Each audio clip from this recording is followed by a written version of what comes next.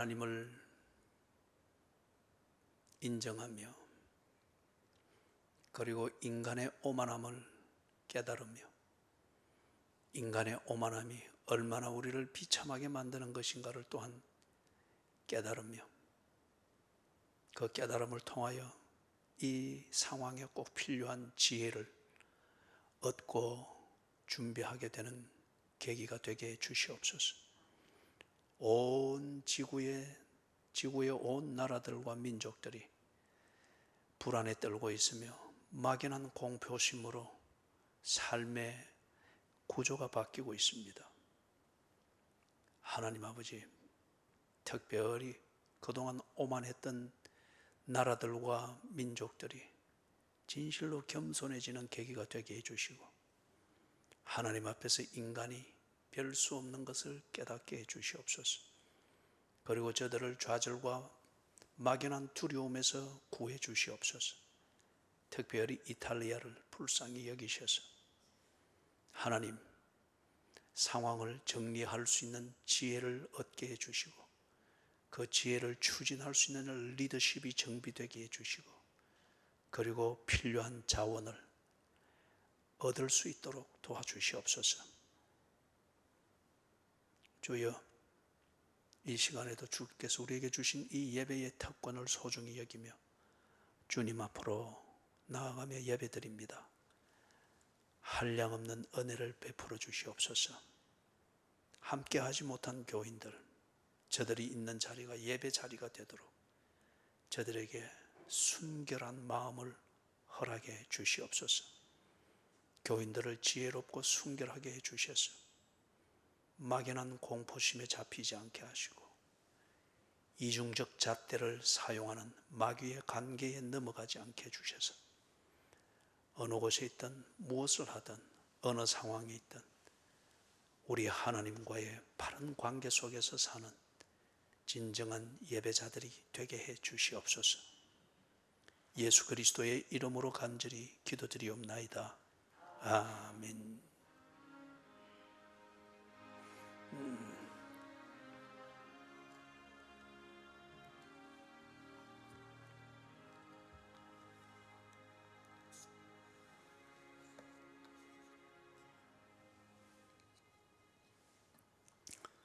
마가복음 1장입니다.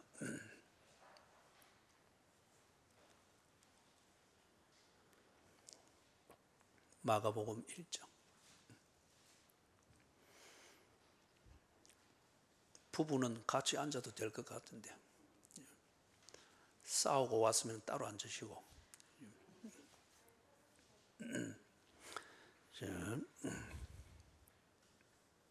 마가복음 1장 14절 15절 같이 읽습니다. 요한이 잡힌 후 예수께서 갈릴리에 오셔서 하나님의 복음을 전파하여 이르시되 때가 찼고 하나님의 나라가 가까이 왔으니 회개하고 복음을 믿으라 하시더라. 아멘. 지난 수요일 14절을 좀 집중해서 정리를 했죠. 오늘 간단하게 그것을 다시 되짚으면서 15절 정리를 하도록 하겠습니다. 요한이 잡혔다고 합니다. 이것은 이제 주의 길을 준비하는 그 일이 끝났음을 의미합니다. 요한이 사는 목적이 뭐였죠? 주의 길을 준비하는 것이라고 했지 않습니까? 그렇기 때문에 요한이 잡힌 것은 개인적으로는 참 고통입니다. 그러나 그의 삶의 의미에 있어서는 중요한 증거입니다. 지 할 일이 다 끝났다는 겁니다. 주의 길을 준비하는 것, 이것이 끝났기 때문에 그러면 당연히 뭐가 대두되어야 됩니까? 길을 준비했던 그 길을 밟고 오셔야 할 분이 등장해야 될 때가 됐습니다. 중요한 신학적 의미를 계시하는 그런 한 개인에게 일어난 고통스러운 사건이죠. 예수께서 갈릴리에 오셨답니다. 세례 요한이 준비한 그 길을 가지고서 그 길에서 첫걸음을 뛰시면서 그 길을 통해서 예수님이 드디어 주인공이 등장하는데, 어디서 등장하는가? 갈릴리에서 등장을 합니다. 왜 갈릴리에서 등장을 하시는가? 종교적 분위기가 무르익을 대로 무르익은 것처럼 여겨지는 예루살렘이 아니고, 왜 예루살렘에 있는 사람들마저도 무시하고 이단들의 땅처럼 취급하는 그 갈릴리에 예수님께서 나타나셨는가? 그것은 선지자들이 메시아가 오시면은 어떻게 할 것이다 하는 여러 가지 증거들을 예언했습니다. 그래서 그 예언 중에 하나가 메시아가 오시면은 갈릴리 땅에서, 그것도 구체적으로 말하면은 서불론 지파, 납달리 지파가 차지하고 있는 갈릴리 호수의 남서쪽 그 지역에서 메시아가 공개적으로 나타나서 일을 할 것이다. 이걸 선지자들이 700여 년 전부터 계속 그 약속들을 해왔거든요. 그 약속의 성취이기 때문에 예수는 지금 갈릴리에서 첫 모습을 드러내신 겁니다.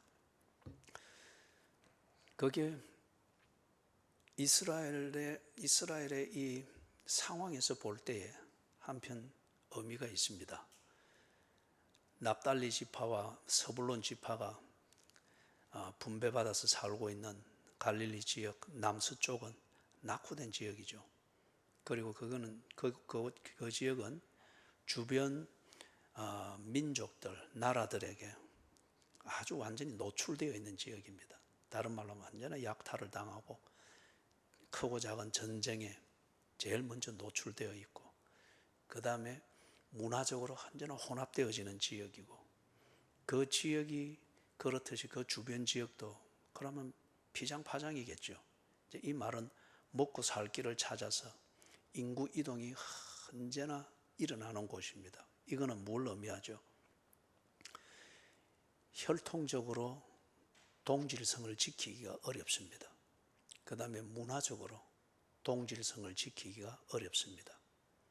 특히 이 유대인들 같으면은 신앙적으로 저들의 종교적 신앙의 정통성을 지키기가 어렵습니다. 그 다음에 이런 왕래가 빈번하고 거기다가 언제나 위험에 노출되어 있기 때문에 이 도덕적 수준이 언제나 문란합니다. 기회를 찾아서 언제나 이렇게 움직이는 가벼운 이런 삶이 대부분일 테니까 그렇죠. 자, 그렇기 때문에 이런 상황에서 처해서 그냥 그렇게 묻어서 수백 년을 이렇게 지내다 보니까 납달리 지파와 서불론 지파는 다른 지파들이 볼 때에는 이제는 하나님의 백성 아닌 것처럼 여겨지는 거죠. 그리고 그렇게 취급을 했습니다. 그래서 예를 들면은 예수의 사는 곳이 어디냐? 나사렛이다 할 때 나사렛에서 무슨 선한 것이 나겠느냐? 치부해버리잖아요. 이 납달리 지파와 서불론 지파 이 사람들, 당사자들 조차도 우리가 하나님의 백성인가? 그죠? 정체성에 흔들립니다. 왜냐하면 사는 게 그렇고 그게 수백 년을 그렇게 이어왔으니까. 그 다음에 예루살렘 아니면은 다른 옆에 있는 에브라임 지파, 므낫세 지파 이런 실세를 이루고 있는 지파들의 신앙생활이든지 혈통을 지키는 거든지 전통을 지키는 거든지 동질성을 유지하는 거든지 볼 때 자기들은 완전히 자기들이 봐도 딴 나라 사람 같거든요. 그죠? 그런 자의식이 있습니다. 그런데 예수님께서 그곳에 출현을 하신 거예요. 그곳에서 이제 딱 이 하나님 나라에 하나님의 복음을 전파하면서 하나님 나라가 가까이 왔음을 일러줍니다. 왜? 이 상당히 상징적인 의미도 있죠. 그죠? 하나님의 백성이 어떤 기준에서 하나님의 백성이 되느냐. 그리고 그것을 회복하는 것은 어떤 맨파워든지 경제력이든지 종교심이든지 이런 것으로 되는 것이 아니라 하나님의 백성이 되는 그 무언가가 있다고 하면은 그것이 이런 납달리 지파와 서불론 지파 이 사람들에게도 그것이 유효한 것인가를 보여준다고 하는 것 같으면 이거는 대단히 큰 그 메시지의 효과가 있습니다.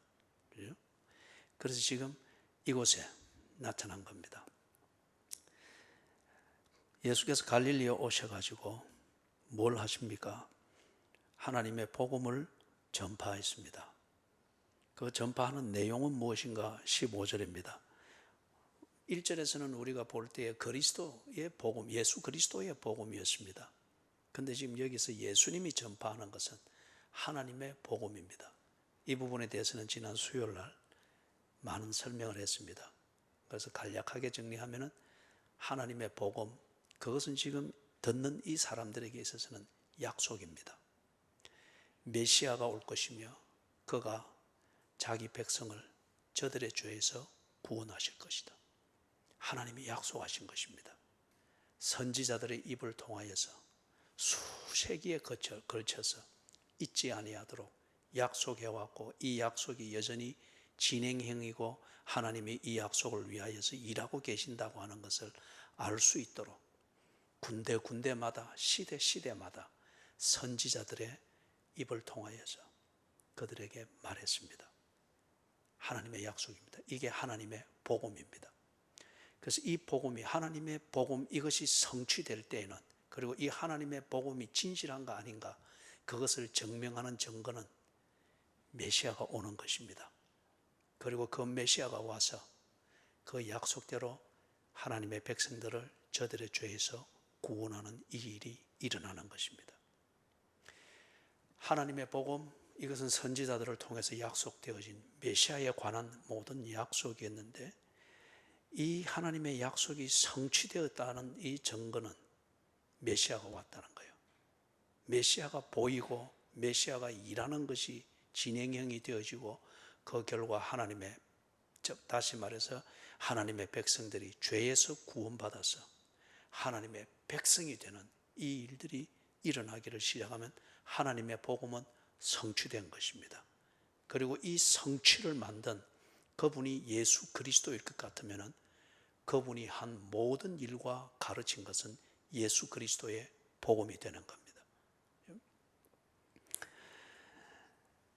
그 15절을 가면은 때가 찼다고 그렇게 말씀을 합니다.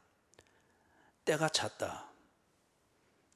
앞에서 말했던 것과 연결을 해서 하는 것 같으면 때가 찼다는 의미는 하나님의 약속, 다시 말해서 하나님의 복음이 성취되었다는 그 시점이죠. 하나님의 복음이 성취되었다. 그 증거는 뭐죠? 14절에 시작되었던 거, 요한이 잡혔다는 겁니다. 요한이 잡혔다. 이것은 15절에서 시작되어지는 것, 때가 찼다. 이것과 같은 의미를 품은 표현입니다. 그죠? 같은 의미를 품은 거예요. 자, 때가 찼다. 세례 요한을 가리켜서 우리는 마지막 선지자라고 합니다. 성경도 그리 이야기를 하죠. 거기서 말하는 선지자의 개념은 구약 성경의 개념입니다. 사전적 의미에서 선지자는 하나님의 말씀을 전하는 하나님의 입이다. 이거는 사전적 정의예요.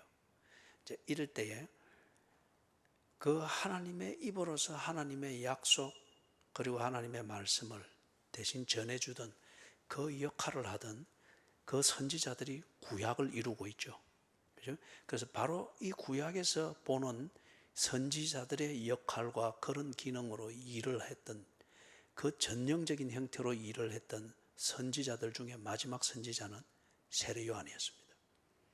세례 요한 이후로부터는 사도들이 또한 선지자의 기능을 했습니다. 그들이 선지자라는 신분은 아니에요.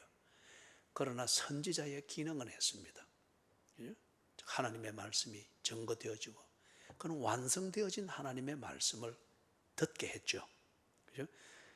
그래서 그들 역시 하나님의 말씀을 증거했으나 하나님의 약속을, 메시아에 관한 약속을 전하는 선지자의 역할은 아니었습니다. 하나님의 복음을 전하고 대변하는 이 역할을 하는, 기능을 하는 그런 의미로서의 선지자, 마지막 선지자는 세례 요한이었습니다. 그러면 약속을 알리는 것이 끝났으면 약속을 완성하는 것이 진행이 되어야 되겠죠. 세례 요한이 마지막 선지자였습니다. 그렇기 때문에 요한이 잡힌 후 개인적으로는 옥살이를 하게 되는 고통의 시작입니다. 그러나 사명자의 입장에서는 자신의 해야 될 일이 완성되었음을 증명하는 훈장입니다. 구원의 역사의 맥락에 있어서는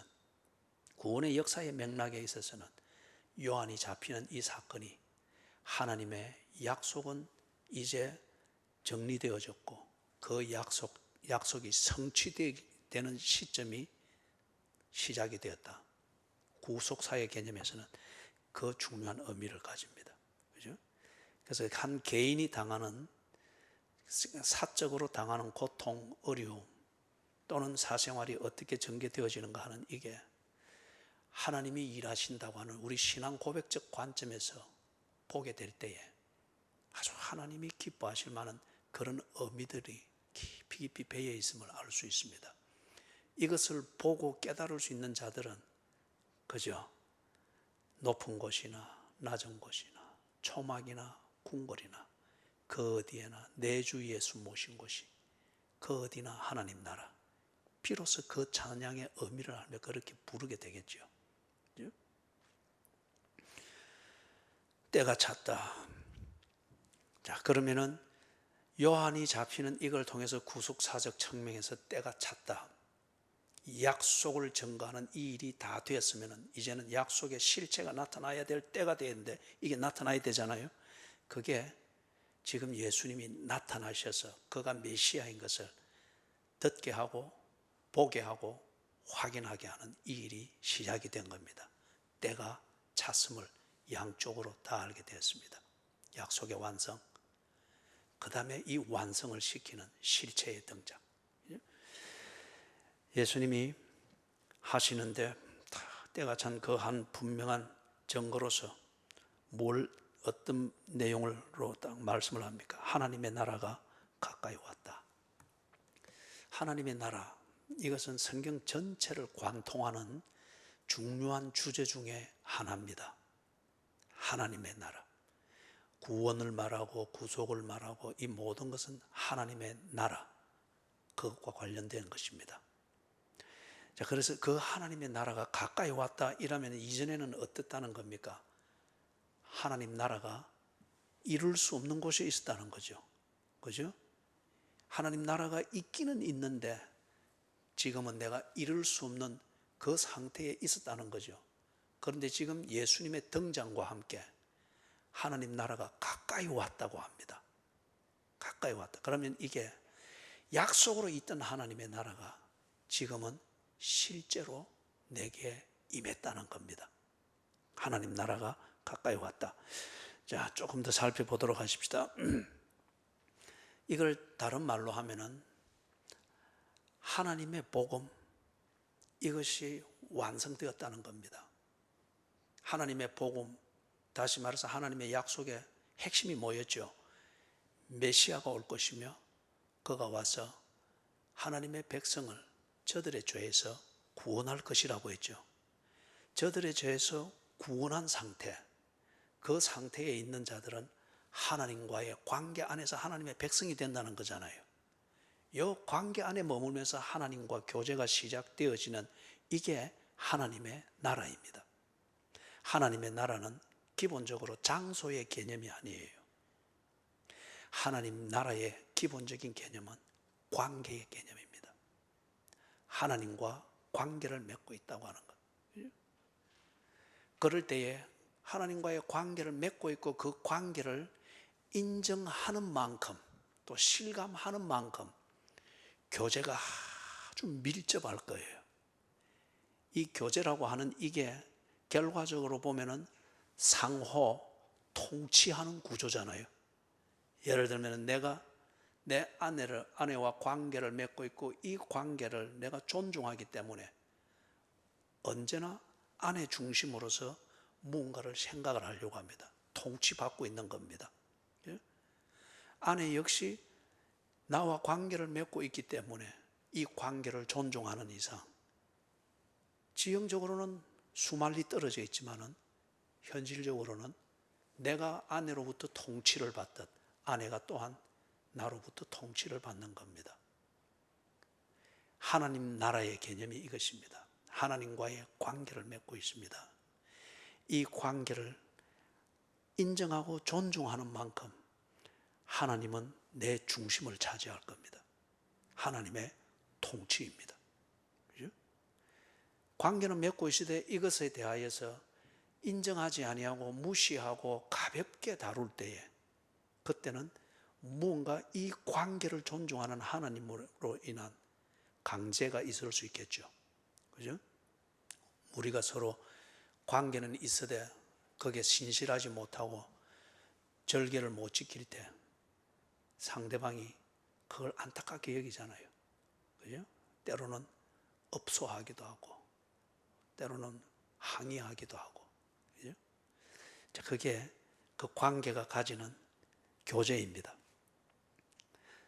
자, 그래서 이 하나님의 나라가 왔다는 겁니다. 예수가 메시아이고 그 메시아가 자기 백성을 구하기 위해서 죄악 가운데 빠져 있는 하나님의 백성들이 있는 곳에 나타났다. 2000년 전 지형적으로는 납달리와 서불론 지파가 차지한 갈릴리 지역에 나타났다. 하나님 나라가 왔다는 겁니다. 그렇기 때문에 지금 여기서 하나님 나라가 가까이 왔다. 이 가까이의 개념은 시간의 개념이 아닙니다. 이걸 시간의 개념으로 따지게 될 때에 쉽게 종말론적 그 오해를 가지고서 이단이 만들어지죠. 이거는 시간의 개념이 아니에요. 공간의 개념입니다. 공간의 개념. 예수가 하나님의 복음, 즉 하나님의 구원 약속에서 말씀한 메시아의 실제일 것 같으면 그 메시아이신 예수가 있는 곳은 곧 하나님의 나라입니다. 그러면 문제는 이 서불론과 납달리 지파 이 사람들이 예수와 지형적으로는 공간적으로는 함께 있음에도 불구하고 아직 하나님 나라에 들지는 못했습니다. 왜 그렇죠? 관계가 아직 안 맺어졌기 때문에. 그렇기 때문에 가까이에는 있으나 아직 그들이 하나님 나라에 들지는 못했습니다. 그렇기 때문에 하나님 나라가 가까이 왔다. 있기는 있을 때 이룰 수 없는 먼 곳에 있으면서 여전히 기다려야 되는 그런 시간과 공간의 개념이 아니고 지금은 바로 그 메시아가 너희 가운데 있으니 가까이 있다. 공간적 개념입니다.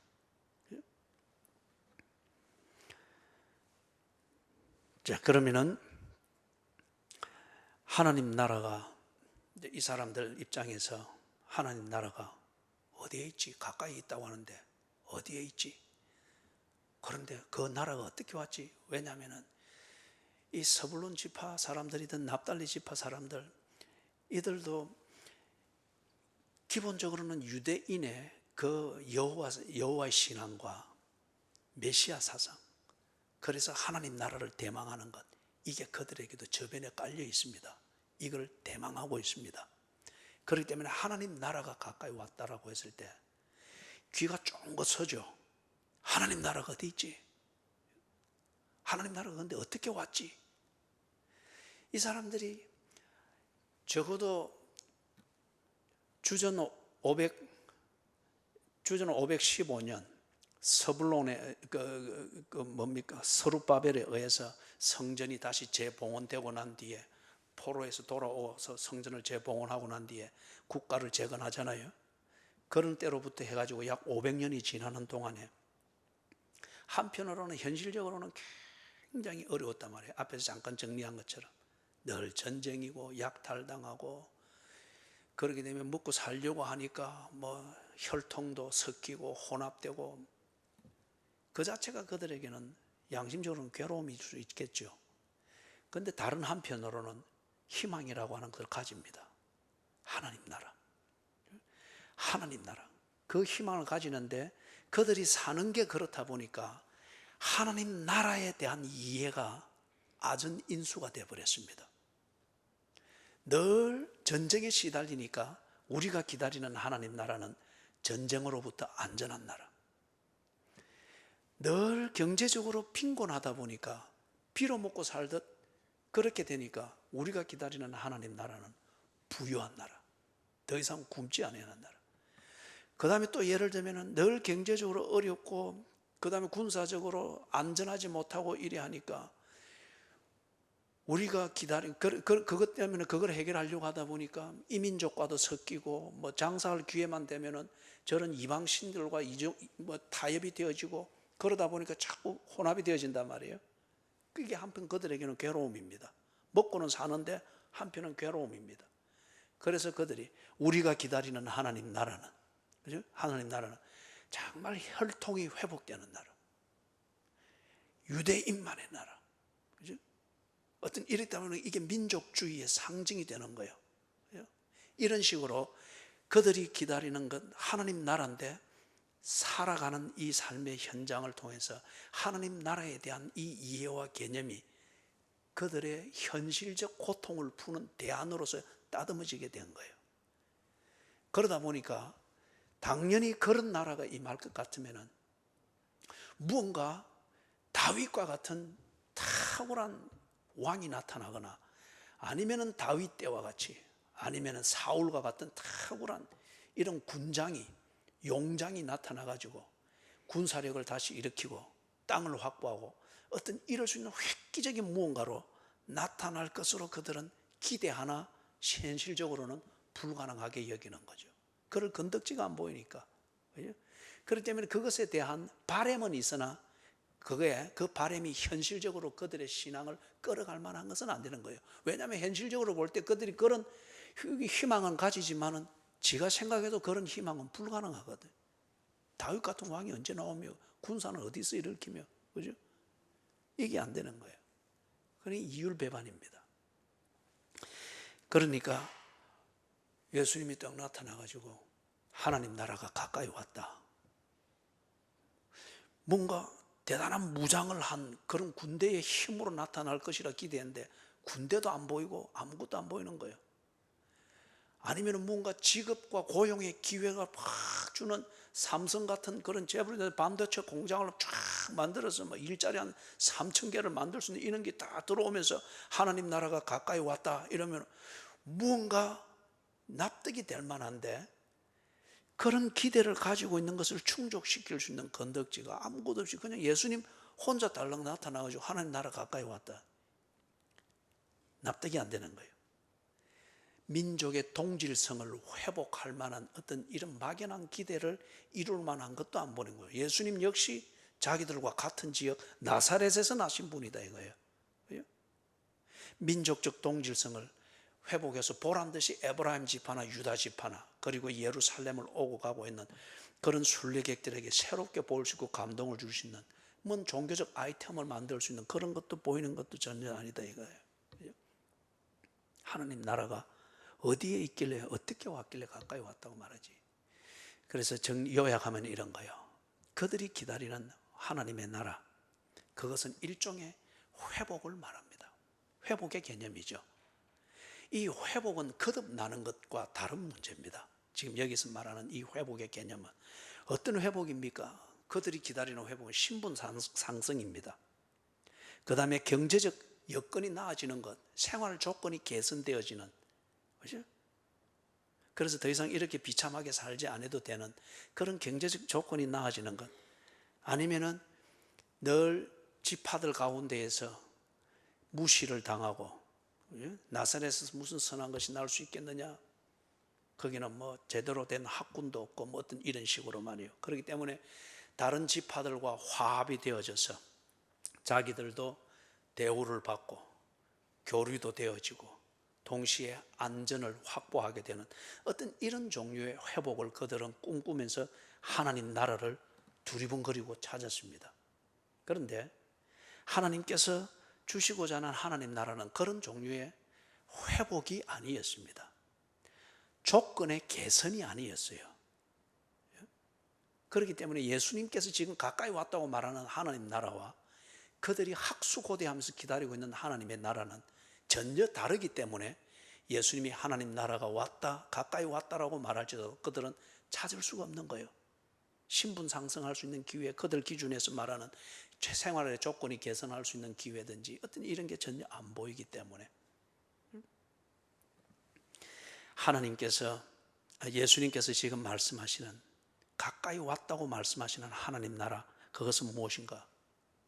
하나님의 약속이 성취되었음을 들려주고 있고 보여주고 있고, 그리고 그 나라로 초청하고 있습니다. 이게 지금 예수님께서 말씀하시는 하나님 나라가 가까이 왔다는 것입니다. 하나님 나라가, 하나님의 약속이 성취되었고, 그리고 성취되었음을 보게 해주고 듣게 해주고, 그리고 그 나라 안으로 초청하고 계십니다. 이게 지금 예수님이 말씀하시는 하나님 나라가 가까이 왔다는 의미인데, 이걸 그들은 전혀 알아들을 수가 없습니다. 그들은 앞에서 이야기한 대로 단지 회복의 개념, 자기의 바램대로 무언가가 개선되어지는 회복의 개념으로 하나님 나라를 기대하고 있기 때문에 예수께서 보게 하고 듣게 하고 초청할지라도 그들이 알 수가 없습니다. 예수님이 지금 말씀하시는 그 초청, 다시 말해서 가까이 있는 하나님 나라, 그 나라에 어떻게 하면 들어갈 수 있는가, 어떻게 하면 하나님의 백성이 될 수 있는가, 이걸 예수님이 암시하는 것은 뭐냐 하면은, 가까이 왔지만은, 앞에서 제가 잠깐 이야기했어요. 하나님 나라가 가까이 왔지만은 그 가까이에 있는 같은 공간 안에 있는 그들이 하나님 나라의 백성이 된 것은 아니에요. 그러나 아주 천혜의 기회입니다. 그 자체로 하나님의 은혜입니다. 그러나 그때 말하는 은혜는 하나님 나라에 가까이 있다, 같은 공간 안에 있기 때문에 그들이 하나님의 백성이 된 것은 아니에요. 그러나 하나님의 백성이 될 수 있는, 그냥 문턱에 선 거예요. 그죠?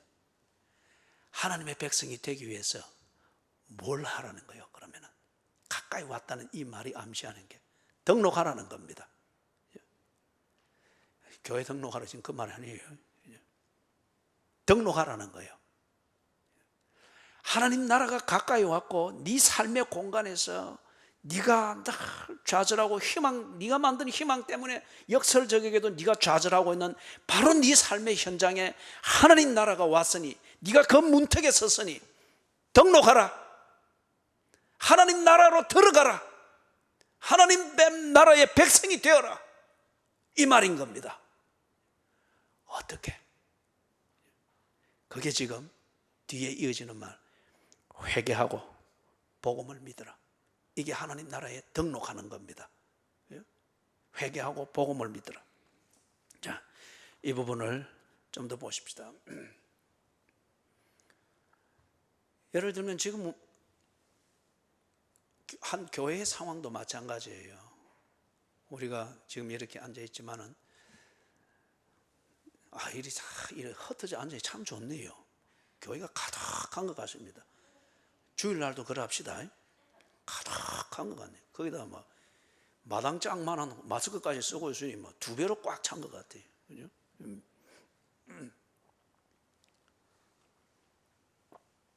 교회가 꽉 차 앉아 있을 때, 그 중에 적지 않은 사람들은 하나님 나라가 가까이 왔다는 그 상태에 있는 겁니다.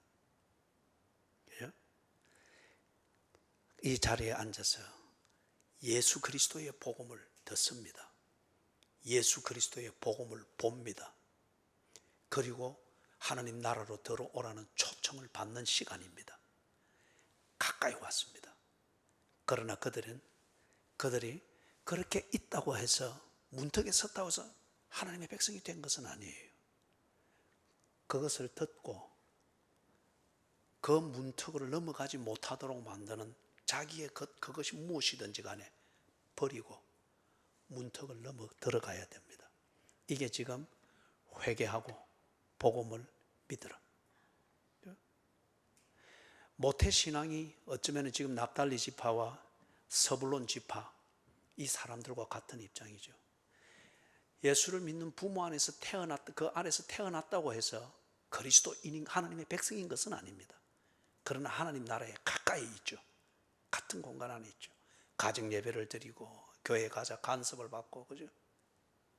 그러나 그 본인이 등록을 해야 됩니다. 하나님 나라에 등록을 해야 됩니다. 가까이 있는 그 하나님 나라. 어떻게? 회개하고 복음을 믿음으로. 이게 뭔지 간단하게 좀 정리를 해보십시다. 자, 여기서 이제 볼 때 회개하라.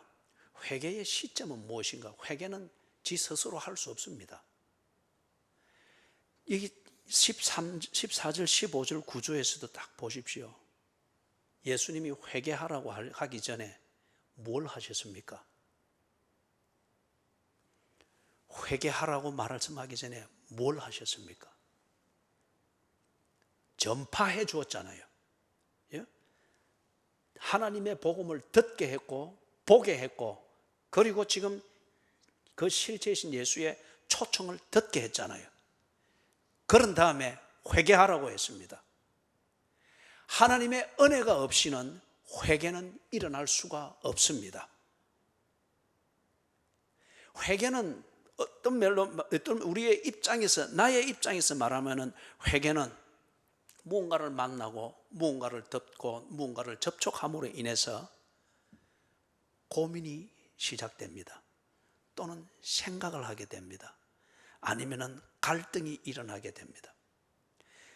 그렇기 때문에 회개를 한다, 기독교에서 말하는 이 회개를 한다, 이렇게 할 때는 먼저 복음을 들음이 있어야 됩니다. 복음을 만나는 그 사건이 있어야 됩니다. 그래야 내가 뭔가 뉘우칠 게 있는지, 고민해야 될 게 있는지, 그게 시작이 되는 거예요. 그래서 성경에 보면은 항상 회개를 선포하고 회개를 말씀할 때 복음이 먼저 들려졌습니다.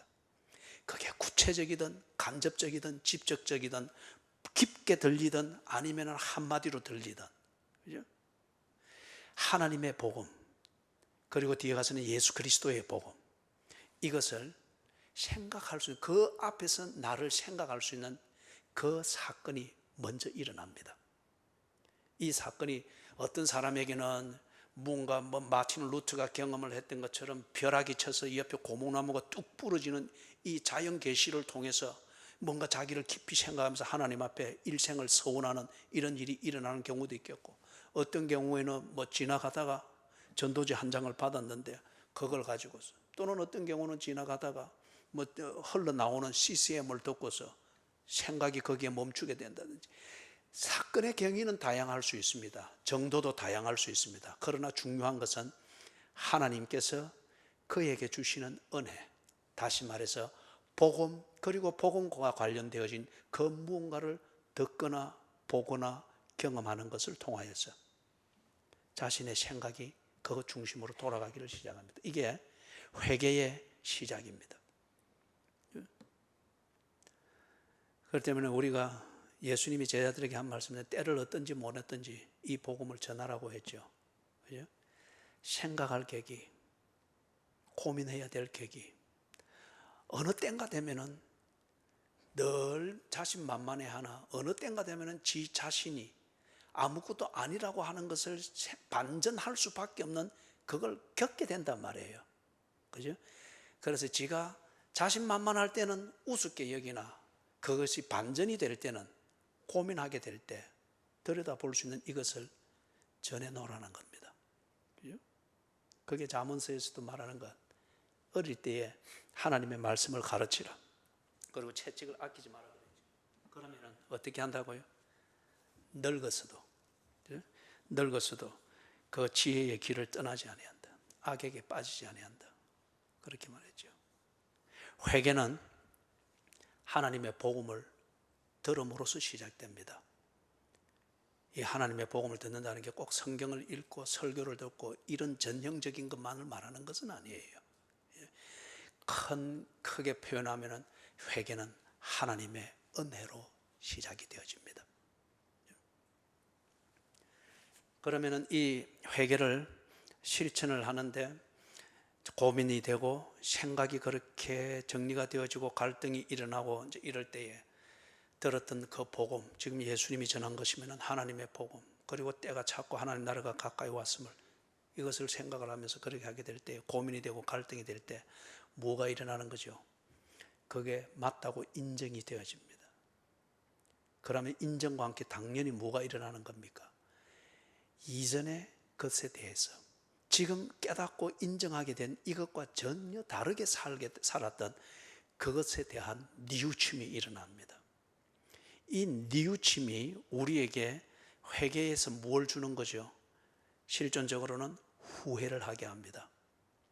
슬퍼하게 합니다. 때로 부끄러움을 느끼게 합니다. 때로 깊은 아픔을 느끼게 합니다. 저는 요즘도 지나간 날들을 한 번씩 이렇게 돌아보면 지울 수 없는 그 미성숙함과 섣부름, 어떤 이런 것들이 하나씩 떠오를 때에 얼마나 부끄러운지 몰라요. 그거는 뭐 그런 제가 하는 그런 경우는 지금 이런 상황하고는 다르죠. 동이 서에서 먼 것 같이 다 죄가를 옮기셨죠. 그러나 그 기억이 남아있는 거예요. 이것에 사로잡히면 꼭 영적 우울증처럼 또 수치심에 빠지고 죄의식에 빠지게 되죠. 그렇게 돼서는 안 돼요. 그러나 제가 지금 겪는 것은 이런 거죠. 그것을 돌아보면서 또 기억이 나면서 지금의 나를 다시금 채찍질을 하는 겁니다. 그죠? 인간 정상수, 네 성량이 어디 가겠나? 네가 하나님 앞에서 네를 돌아보지 않으면 또 그날과 같은 일을 또 하게 될 것이다. 어떤 때는 막 라면 끓이 먹다가도 그런 게 이래 생각나면 젓가락을 탁 놓고 진짜 식은땀이 쭉 나는 거예요. 식은땀이. 어찌 그럴 수가 있나? 그런 내가 이만큼 살았다는 게 참 때로는 막 오금이 저리는 거예요. 회개의 실천을 할 때에 주의 복음을 들었다. 그게 인정이 되어지는 것과 함께 한편 뉘우침이 일어납니다. 이게 어떤 이는 이 뉘우침이 클 때에 통곡하기도 하고 때로 식음이 전폐되기도 하고 그런 거죠. 식음을 전폐하고 통곡한다고 해서 회개가 되는 게 아닙니다. 그거는 종교에서 하는 자기 수련이지요. 그죠? 이런 뉘우침을 할 때 눈물 한 방울 안 날 수도 있어요. 그죠? 눈물이 진실을 말하는 건 아니잖아요. 그죠? 반면에 인정을 한다고 하는 이것 때문에 우리에게 또 회개할 때가 뭐가 일어나는 거죠? 다른 한편 안도감이 일어납니다. 감격이 있습니다. 기쁨이 있습니다. 기독교에서 말하는 기쁨은 여러분 육체적 쾌락, 감각적 쾌락 그걸 말하는 게 아니에요. 그죠? 그런 쾌락이야 노래방에 가서 막 넥타이 이마에 메고 막 소주병에 숟가락 넣어가 흔들고 막 이리 부르면은 막 스트레스 다 간다고 합니다. 그죠? 눈빛이 바뀌는 분들이 있는 걸 보니까 그죠? 알긴 아는군요. 그죠? 그런데 기독교에서 말하는 기쁨은 그게 아니에요. 우리의 영혼에서부터 근본적인 변화입니다. 그게 주는 그걸 기독교에서 말하는 기쁨이라고 합니다. 자, 그래서 한편 아픔, 후회, 부끄러움, 뉘우침, 다른 한편 동시에 안도감과 감격과 기쁨이 있습니다. 그러면서 뭐가 일어나는가? 당연히 동시에 일어나는 게 변화를 실천합니다. 아닌 것은 버리고 깨달은 것은 받아들이는 이게 변화입니다. 이 변화를 실천하게 되는 거죠. 그런데 여러분이 이런 회개를 할 때 절대 오해하거나 자화자찬하거나 그 다음에 스스로 합리화해서는 안 되는 중요한 함정이 있습니다. 금욕주의적 회개입니다. 또는 도덕적인 자기 반성입니다. 사람들이 뭔가 심지어는 교회 안에서 좀 하나님의 말씀을 듣고 아니면 개인적으로 성경을 읽고 또는 깊이 생각을 하면서 이게 맞구나 라고 하면서 뉘우치고 후회하고 그러나 절대 변화하지 않습니다. 그럴 때에 마음 수련하고 자기 수련하듯이 이런 건 명심보강을 읽고도 할 수 있고 좋은 드라마 하나 보고도 할 수 있고 베스트셀러 한 퀴즈를 읽고도 이래 할 수 있어요. 그러나 이거는 기독교에서 말하는 회개가 아니에요. 자기 관리일 뿐입니다. 자기 관리예요. 내 수준과 내가 기준으로 가지고 있는 이 도덕적 상태 그리고 인격의 수준 마음 상태 내가 딱 정리한 거 그것에 맞도록 이래 책 한 권 읽으면서 보니까 군더더기 있으면 떼내고 그럴 때 슬프고 아프고 미안해 해서 그래 한단 말이에요. 그러나 그걸 통해서 뭐가 딱 남는 거예요? 철저한 자기 자아가 딱 남아있는 거예요. 그러면은 우리가 종기 났을 때도 그러잖아요. 아까 전기 바르고 겉만 치료한다고 해서 이게 없어지는 건 아니잖아요. 안에 심이 안 빠지는 이상, 내 자아가 똘똘 맡겨져 있는 이상, 각질 제거한 발 뒤꿈치에 다시 시간이 지나면 각질이 앉듯이 요 자아는 또 다른 것들을 또 만드는 거예요. 마음 수련하고 도덕적으로 자기를 수련하고 관리하고 하는, 그래서 뉘우치고 아파하고 때로는 눈물을 흘려서 하고, 이게 기독교에서 말하는 회개가 아닙니다. 많은 교인들이 이런 회개로서 카타르시스를 즐기려고 하고, 또는 이걸 통해서 회개를 한 것으로 착각을 하는 거예요. 그러다 보니까 변화된 삶이 없는 겁니다. 기독교에서 말하는 회개는 진정한 뉘우침과 진정한 기쁨, 이 완전한 인격 속에서 변화를 만드는 겁니다. 버리고 받아들이는 이 구체적인 삶이 일어날 때에 그게 참된 회개가 되었다고 말하는 거죠. 회개의 근거는 무엇이냐? 조금 전에 이야기했던 것처럼 뭐 좋은 책 한 권 듣고, 아니면 심지어 성경 구절을 읽고 거기에 대한 뉘우침을 가지고 그리한다, 그것 정도가 되어서는 안 되죠. 여기 지금 15절에서 보는 것처럼 회개의 근거는 복음입니다. 복음.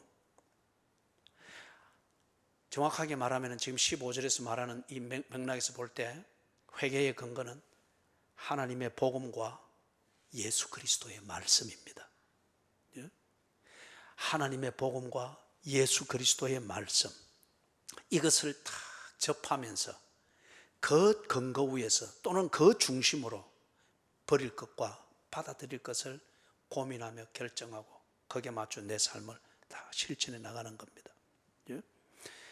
자, 이게 가능한 이유, 즉 회개의 시점, 회개의 실천, 회개의 근거, 기독교에서 성경이 우리에게 가르치는 이 회개, 이것을 이 세 가지를 포함하는 회개가 가능한 이유가 뭐죠? 이게 지금 15절에서 말하는 거, 복음을 믿으라. 예수 그리스도의 복음, 다시 말해서 성경과 그 성경을 통하여서 예수 그리스도께서 하신 일과 그분이 약속하신 것을 내가 받아들이고 인정하게 될 때에 우리는 이 세 가지를 포함하는 전인격적인 회개를 하게 됩니다.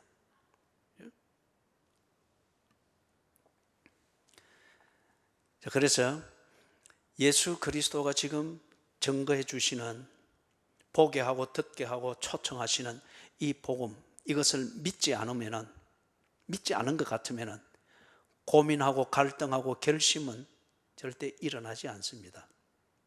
내 좋은 대로 그렇게 합니다. 새벽기도 시간에 한번 이야기했습니까? 인간은 합리적인 동물이라 그러죠. 또는 이성적인 동물이라 그러죠. 그런데 가만히 보면 내 속성을 봐도 그래요. 나는 절대 합리적은 아닙니다. 합리화하는 데 익숙한 존재일 뿐이에요. 내 스스로는 절대 합리적이지 않습니다. 합리적인 것은 알아요. 그러나 합리적으로 하지 않습니다. 내 욕구대로 하나 그것이 합리적이라고 변명하고 꾸미고, 그래서 인간은 합리적인 동물이 아니고 인간은 합리화하는 동물입니다. 이런 속성에서도 알 수 있다시피 예수 그리스도의 복음을 믿고 그것을 정말 존중하지 않는 것 같으면 성경을 읽고 뭘 하고 한다 하지만은 자기가 하는 고민이나 갈등이나 뉘우침이라고 하는 이것은 결국 자기 합리화를 위한 것밖에는 안 됩니다. 기도 때마다 많이 우는 집사인데 새벽기도 되면은 막 온 교인이 소위 말해서 은혜 받았다 할 정도로 우는데, 그때 말하는 은혜는 동병상련이고 연민의 정이죠. 그런데 그 사람의 사생활은 전혀 변화가 없어요. 얼마나 이기적인지 몰라요. 새벽에 자기 자아를 두고 그렇게 울고 방송도 하고 했으니까 하루 종일의 삶에 있어서 자기 스스로 그런 면에서 담대한 거예요. 여러분 무슨 말인지 구별이 되시죠?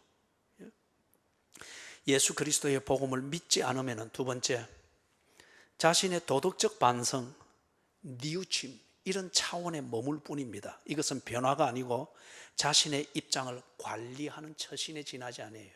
조금 전에 말했던 것, 합리화하는 동물이라는 거죠. 그죠? 세 번째는 믿지 않으면은 복음이 나와 상관이 없습니다. 아무리 복음을 주물락거리고 무슨 교회를 왔다 갔다 하고 이래 해도 믿지 않으면은 복음은 나와 상관이 없습니다. 그래서 하나님 나라는 가까이 있으나 내가 하나님 나라에 들어간 하나님의 백성이 되는 것은 아니다 이거예요. 하나님 나라가 가까이 있는 교회 생활은 할지 모르나 그 복음을 믿지 않는 것 같으면 교회 안에 있으면서도 하나님 나라의 백성은 아니라는 거예요. 그 복음을 믿지 않으면. 믿는다고 하는 것은 무엇인가? 믿는다고 하는 것은 무엇인가? 다른 예를 들면 그런 거예요. 저는 제 아내를 믿기 때문에 사례를 받으면 거기서 60% 내지는 70%를 떼가지고 헌금 생활할 것은 내가 남겨두고 거기에 여전히 관리해야 될 게 없고 막내가 아직 대학을 다니기 때문에 돌봐야 될 게 있으니까 보냅니다. 그냥 아내가 보내준 그 은행 계좌 그거 가지고 그냥 그대로 보냅니다. 여기서 나머지 생활을 어떻게 할까? 이것은 내가 최소한으로 딱 합리적으로 생각을 하고 나머지는 보냅니다. 이게 뭐냐? 적어도 그 돈을 관리함에 있어서는 저는 제 아내를 믿습니다. 믿음은 그것을 중심으로 하여서 그것에 맞도록 생각하고 결정하고 사는 겁니다. 그죠? 사는 겁니다. 그 때문에 우리가 오늘 새벽에도 그렇게 봤죠. 그죠? 한 사람이 두 주인을 겸하여 섬기지 못하리라. 하나님과 재물을 겸하여 섬기지 못하리라. 하나님을 섬기면은 그 가치관은 하나님 중심이 되어야 됩니다. 재물 중심으로 우선순위를 정하던 것을 기꺼이 버릴 수 있어야 됩니다. 이게 믿는다는 겁니다. 재물을 믿는 것 같으면은 하나님 중심으로 가치관을 가지고 그 가치관을 따라서 삶의 우선순위를 정하는 것을 기꺼이 버린 겁니다. 그때 내가 하나님을 믿는다라고 하면서도 재물 중심으로 돌아가는 어떤 경제적 원리를 따라서 우선순위를 정하고 있다고 하면은 당신은 하나님의 이름으로 합리화하는 종교인일 뿐 하나님을 믿는 사람이 아니라는 거예요.